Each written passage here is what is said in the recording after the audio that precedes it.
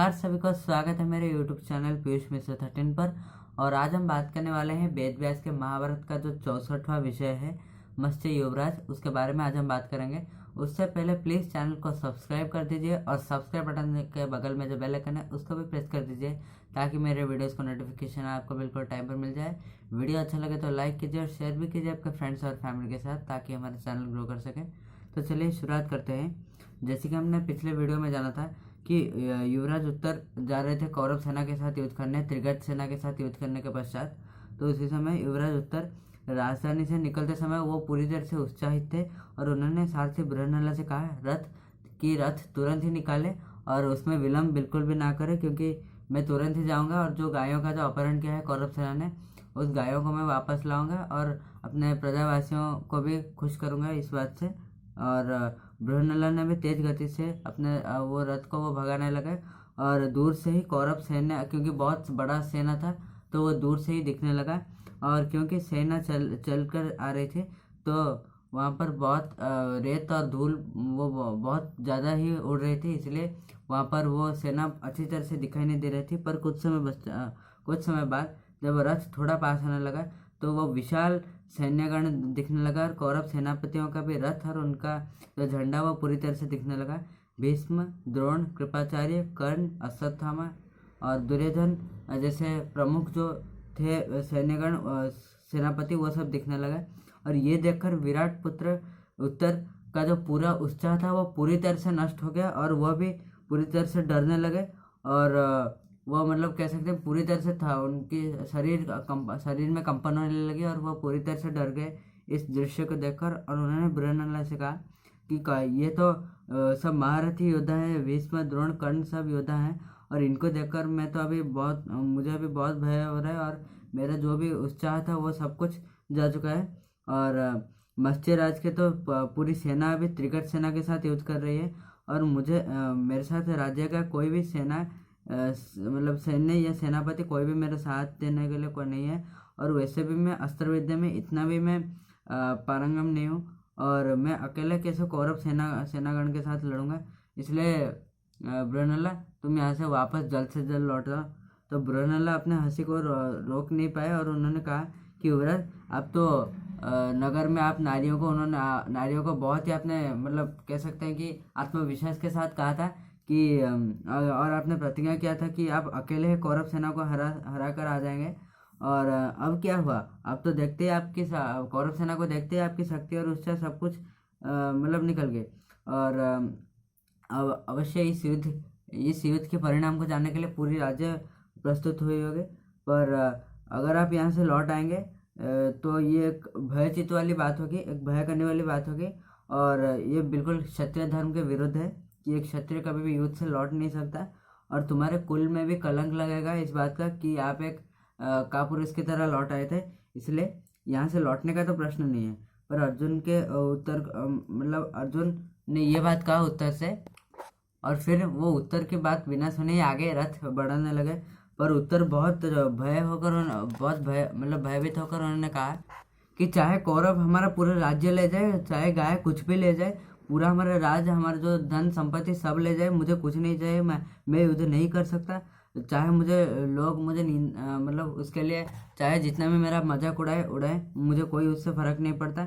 अगर मेरे वंश पर भी कलंक लगे तो कोई दुविधा नहीं, पर मैं मतलब इनसे युद्ध नहीं कर सकता। पर बृहन्नला ये सब बात बिल्कुल भी नहीं सुन रहे थे और वह आगे बढ़ने लगे तेजी गति से। जब बहुत ही पास हो गए कौरव सेना तो वहाँ से तो बहुत उत्तर इतने ही भयभीत हो गए कि वो रथ से ही कूद कर भागने लगे। और यहाँ से अर्जुन भी वहाँ पर रथ से निकलकर यानी बृहन्नला रथ से उतरकर वो भी बृहन्नला के पीछे भागने लगे। माफ कीजिए, बृहन्नला रथ से उतरकर वो भी उत्तर को पकड़ने के लिए भागने लगे बहुत तेजी से।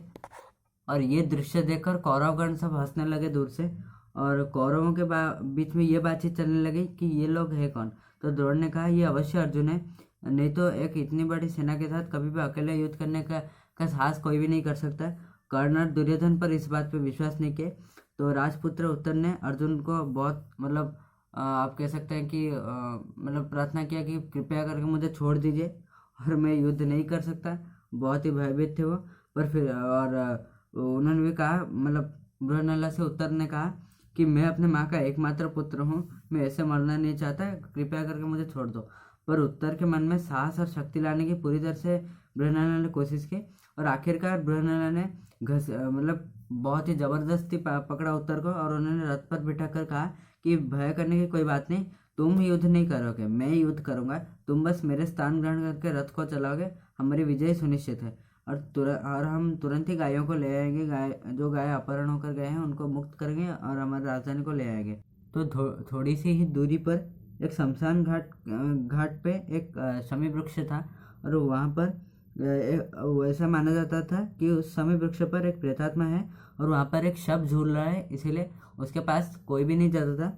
और अर्जुन ने कहा कि हे राजपुत्र उत्तर, तुम तुरंत ही उस शमी वृक्ष के पास रथ को चला कर ले जा और वहाँ से लौटकर हम कौरव सेना के साथ युद्ध करेंगे। पर उत्तर ये सब कुछ भी नहीं समझ पा रहे थे, क्योंकि नपुंसक बृहन्नला पहले तो कौरव सेना के साथ युद्ध करने के लिए प्रस्तुत हो गए थे और फिर यहाँ पे वो क्षत्रिय धर्म के गौरव के बारे में मतलब वर्णन कर रहे थे और फिर उस भयानक शमी वृक्ष के पास जाने के लिए बोल रहे थे। ये सबका रहस्य तो उत्तर को बिल्कुल भी समझ नहीं आ रहा था, पर क्योंकि वो असहाय थे इसलिए वो मतलब ऐसा लगा कि जैसे एक शक्तिशाली व्यक्ति का द्वारा वो परिचालित हो रहे हैं और उत्तर उस तुरंत ही रथ को लेकर चले गए उस समय वृक्ष के पास। और कौरव के पक्ष में जो भी सब योद्धा थे वो भी इस दृश्य को देखकर थोड़े से अचंभित हो गए और उन्होंने आखिरकार गुरु द्रोणाचार्य को मतलब गुरु द्रोणाचार्य ने आखिर में सबको कहा कि ये छद्मवेशी पुरुष अर्जुन के सिवा और कोई नहीं है, क्योंकि इतने बड़े मतलब जो सेना के खिलाफ अकेले तो एक व्यक्ति कभी युद्ध करने आ नहीं सकता।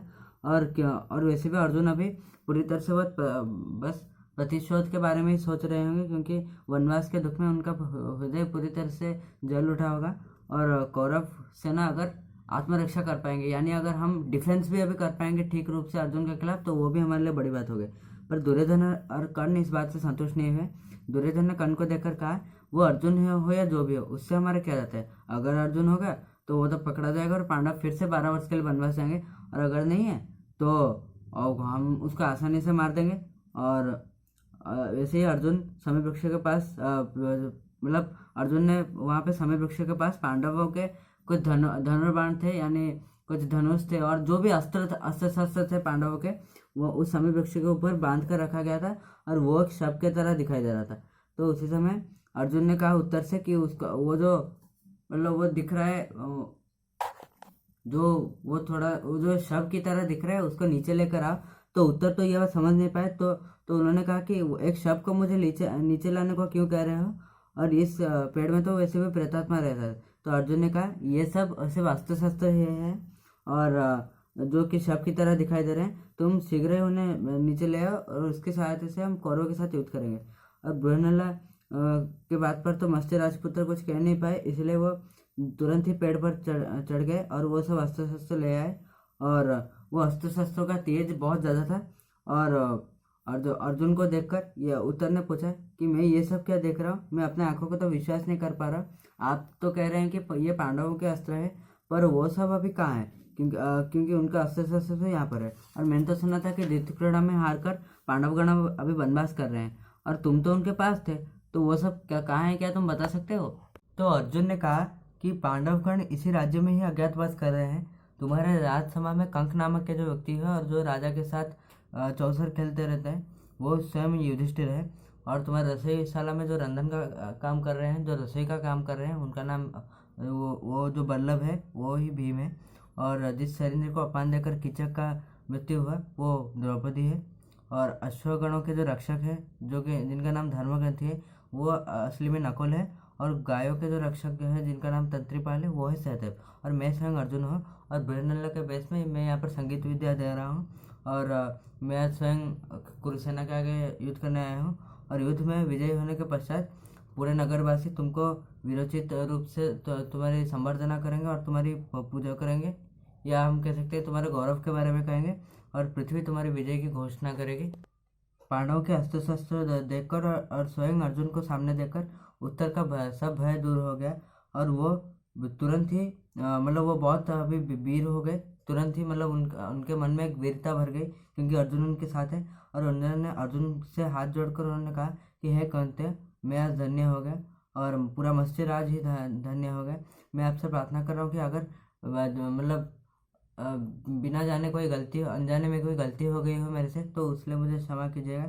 और पृथ्वी के श्रेष्ठ योद्धाओं में से एक को अपने ही सामने पाकर बहुत ही आप कह सकते हैं कि थोड़ी सी क्यूरियोसिटी जग गई उत्तर के मन में, या आप कह सकते हैं थोड़ी सी उत्सुकता हो गई उनके मन में। और उन्होंने मतलब वो आप कह सकते हैं एक तरह का वेरीफाई करना चाहते थे, शायद वैसा कुछ हो सकता है। पर उन्होंने अर्जुन से 10 नाम पूछे और इसके बारे में ये कभी उल्लेख नहीं किया गया कि मतलब क्यों उन्होंने नाम पूछे थे। पर हाँ, बस अब वो पूछना चाहते थे यहाँ पे, इसलिए उन्होंने पूछा था। तो अर्जुन को उन्होंने अपने 10 नाम बताने के लिए कहा, तो अर्जुन ने तुरंत ही कहा। वो 10 नाम थे अर्जुन, फाल्गुनी, जिष्णु, किरीटी, श्वेतवाहन, विवस्वान, विजय, कृष्ण, सब्यसाची और धनंजय। ये थे 10 नाम। और मैं ये भी चाहूँगा कि आप एक और वीडियो देखें और उस वीडियो का लिंक मैं डिस्क्रिप्शन में दे दूंगा कि ये सब जो मैंने नाम अभी बताए उनका अर्थ क्या है और ये सब नामकरण क्यों हुए हैं अर्जुन के, उसके बारे में एक बहुत ही अच्छा सीक्रेट है और मतलब बहुत ही अच्छे फैक्ट्स है उसके बारे में। और वो वीडियो में लिंक मैं दे दूंगा, डिस्क्रिप्शन में मैं लिंक दे दूंगा, आप जगह चेक कर लीजिएगा इस वीडियो के बाद। तो कंटिन्यू करते हैं। इस हर नाम के पीछे एक राज छुपा था और यही कहकर यह सब नाम अर्जुन ने वहाँ पर कह दिया। और फिर अर्जुन ने अपना जो प्रसिद्ध गांडीव धनु था उसको निकाला, कुछ और अस्त्र शस्त्र निकाले और उसके बाद उत्तर को कहा कि फिर से उस पेड़ में लटका दो ये सब जो अस्त्र हैं उनको वहाँ पर फिर से लटका दो। और वहाँ पर उत्तर को उन्होंने सारथी के रूप में नियुक्त किया। और अर्जुन सोच रहे थे शायद उत्तर के मन में कुछ भय है, तो उन्होंने कहा कि तुम यही सोच रहे होगे उत्तर कि मैं पूरे कौरव सेना से अकेले कैसे युद्ध करूँगा, पर मेरे लिए ये नई बात नहीं है। मैंने पहले ऐसे बहुत बार मैंने अकेले युद्ध किया है बहुत बड़ी सेनाओं के साथ। पहले आपको पता होगा जैसे कि मैंने बताया था 55वें विषय में, जब दुर्योधन को बंदी किया था गंधर्वों ने, तो उसी समय में भी अर्जुन ने अकेले युद्ध किया था गंधर्वों के साथ। और फिर जो स्वयंवर होता द्रौपदी का स्वयंवर, उस समय में भी बहुत राजाओं के साथ अर्जुन ने युद्ध किया था। तो यही बात अर्जुन ने उत्तर से बताई और फिर उन्होंने कहा कि पूरी तरह से निर्भय होकर तुम रथ को चलाओ। इसके बाद अर्जुन ने अपने बृहन्नला का वेश छोड़ा और अपने हाथ से जो भी थे, जो चूड़ियाँ थी या किसी प्रकार के जो मतलब पहनने की चीज़ें थी जो कि एक नृत्य सिखाने वाला पहनना चाहिए, वो सब उन्होंने निकाला। अपने कान में से जो कुंडल थे यानी जो ईयर रिंग्स होते हैं उनको निकाला। और उसके पश्चात वो अपने रथ पर बैठकर उन्होंने अपने गांडीव के जो प्रत्यंचा को ऐसे हिलाया कि बहुत तेज से ध्वनि निकलने लगी और चारों ओर सुनाई देगी। उसके बाद उन्होंने अपने देवदत्त शंख को फूंका और उससे बहुत ही तेज गति की ध्वनि निकली, जिससे कि कौरव सेना को पूरी तरह से पता चल गया कि अर्जुन यहाँ पर आ चुके हैं, पधार चुके हैं। और युवराज उत्तर ने तो पहले सिर्फ अर्जुन की गाथा सुनी थी, पर आज उनको स्वयं अपने सामने देखा और उनको देखकर कौरव सेना की किस प्रकार की हालत हो रही थी, बुरी हालत, वो देखकर पूरी तरह से चकित रह गए युवराज उत्तर। तो आशा करता हूँ कि आपको ये वीडियो अच्छा लगा होगा। और हाँ, जाने से पहले प्लीज़ डिस्क्रिप्शन में जो लिंक है उस लिंक पर क्लिक कीजिए और वो अर्जुन के जो 10 नाम है उनके मीनिंग्स जानिए उस वीडियो को देखकर। और आज के लिए बस इतना ही, मिलते हैं नेक्स्ट एपिसोड में। प्लीज़ चैनल को सब्सक्राइब कर दीजिए और सब्सक्राइब बटन के बगल में जो बेल आइकन है उसको भी प्रेस कर दीजिए ताकि मेरे वीडियोज़ का नोटिफिकेशन आपको बिल्कुल टाइम पर मिल जाए। और वीडियो आखिरी तक देखने के लिए धन्यवाद। और वीडियो कैसा लगा उसके बारे में प्लीज़ कमेंट कीजिए और क्या अच्छा लगा, क्या वीडियो के बारे में क्या बुरी बात है, क्या मुझे इम्प्रूव करना चाहिए, प्लीज़ बताइए। और वीडियो को लाइक कीजिए अगर अच्छा लगा तो, और शेयर कीजिए आपके फ्रेंड्स और फैमिली के साथ। आज के लिए बस इतना ही, नमस्कार।